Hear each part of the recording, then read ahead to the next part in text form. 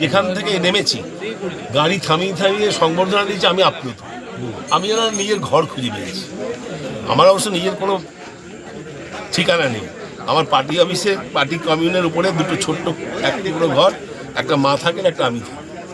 আমার একটু কালকে একটু ছিল, হেজিটেশন ছিল, আর আমার মা বেড রিডেন, একবার শয্যাশায়ী, পেলভিক ফ্র্যাকচার, মানে ওনার মলমূত্রটা উনি করেন বেড সাইডে, এবং সেটা আমি সকালবেলায় নিয়ে সেটা কোমরে রাখি, সেটা আমি আর করতে পারবো না।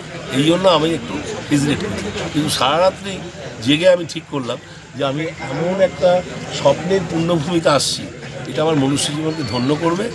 এবং আমার যে শেষ একটা ঠিকানা ছিল, যদি জায়গা পাই, যেটা ওখানে এখনও করতে পারেনি, ওটার জন্য খুব পরিশ্রম করছিলাম, একটা অনাথ আশ্রম, বৃদ্ধাশ্রম আর নির্যাতিতা মহিলা আশ্রম, সত্যম শিবম সুন্দরম আনন্দ আশ্রম। এইটা হচ্ছে আমার জীবনের ব্রত। ছোটোবেলা থেকে স্বপ্ন দেখেছি, যেদিন থেকে আনন্দ আশ্রম সিনেমাটা 20 বার দেখেছি। এখন আমি ভাবছি এরকম একটা সেবার ভূমি, পূর্ণভূমিতে, এখানেই এই সাংসদকে নিয়ে আমরা এই কাজটা, এই স্বপ্নটা সফল করতে পারবো, কারণ এটা দিদির স্বপ্ন। দাদা, আর একটা প্রশ্ন, আরামবাগ কঠিন সন্দেহ খুব দুর্ভাগ্যজনক, কিন্তু আমাদের কৃষিজীবী মানুষের জন্য মামাটি মানুষের সরকার এবং তার নেত্রী মমতা বন্দ্যোপাধ্যায় যেভাবে কাজ করে চলেছে নিরন্তর, তার কোনো তুলনা কোনো রাজ্যে পাওয়া যাবে না। একবারে এটা রেকর্ড।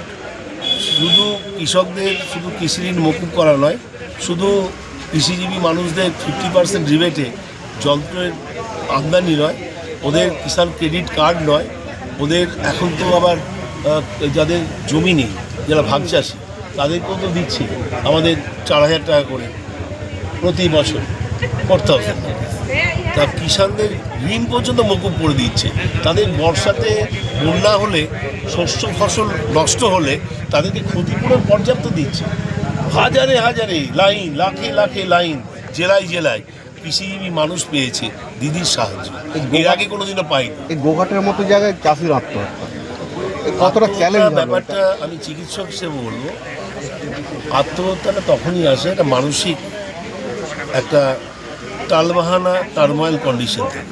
ডাক্তার হিসেবে চুলচেরা বিশ্লেষণ, এটা কি এটা চ্যালেঞ্জ হবে? এটা চ্যালেঞ্জ নয়, এটা যাতে না হয়, এটা নিয়ে যাতে রাজনীতি না হয়, এটা নিয়ে যাতে শুধু রাজনীতির জন্য রাজনীতি না করে, শুধু মনুষ্যত্বের জন্য, মানবিক মুখের অঙ্গীকারের জন্য এরকম কাজ যাতে না হয়, তার জন্য জনসচেতনতা দরকার।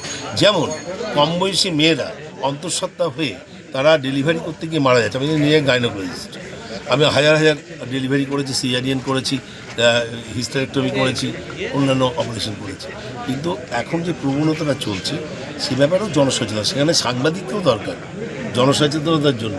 শুধু মুচমুচে মুখরোচক খাবার পরিবেশন করার জন্য সংবাদটা নয়, সংবাদটা হচ্ছে দেশ গঠন করার জন্য। গণতন্ত্রের এই তৃতীয় স্তম্ভ, সেই স্তম্ভটাকে আমরা যদি ঠিকমতোভাবে প্রয়োগ করি, তাহলে মানুষের মধ্যে একটা চেতনা ফিরে আসবে, চৈতন্য ফিরে আসবে, এবং সততা, স্বচ্ছতা, দায়বদ্ধতার সঙ্গে সব মানুষই আনন্দ সুন্দর জীবনে তারা সর্বাঙ্গ সুন্দর একটা প্রতিভাত হবে।